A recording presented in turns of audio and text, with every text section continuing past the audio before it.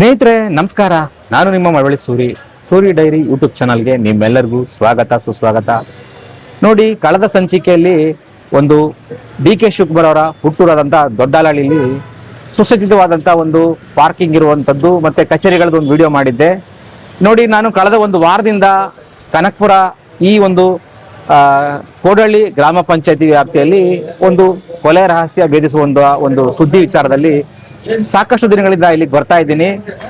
ಹಾಗೆ ನಾನು ರಸ್ತೆಯಲ್ಲಿ ಹಾದು ಹೋಗ್ಬೇಕಾದ್ರೆ ಈ ಗ್ರಾಮೀಣ ಮಾರುಕಟ್ಟೆ ಕೋಡಿಹಳ್ಳಿ ಗ್ರಾಮ ಪಂಚಾಯತಿ ಅಂತ ಒಂದು ಬೋರ್ಡ್ ನೋಡಿದೆ.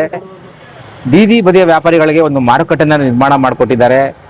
ಆದರೆ ಆಶ್ಚರ್ಯಕರದ ವಿಚಾರ ಏನಂತಂದ್ರೆ, ಯಾರೊಬ್ಬರಿಗೂ ಕೂಡ ಇಲ್ಲಿ ಮಾರುಕಟ್ಟೆ ಒಳಗಡೆ ಮಾರಾಟ ಮಾಡಲು ₹1 ತಗೊಂಡಿಲ್ಲ ಅಂತ ಹೇಳಿದ್ರು. ಅದನ್ನ ಇಲ್ಲಿ ಒಬ್ರು ತರಕಾರಿ ವ್ಯಾಪಾರಿ ಒಬ್ರು ಹೇಳ್ತಾರೆ, ಕೇಳಿಸ್ಕೊಳ್ಳಿ.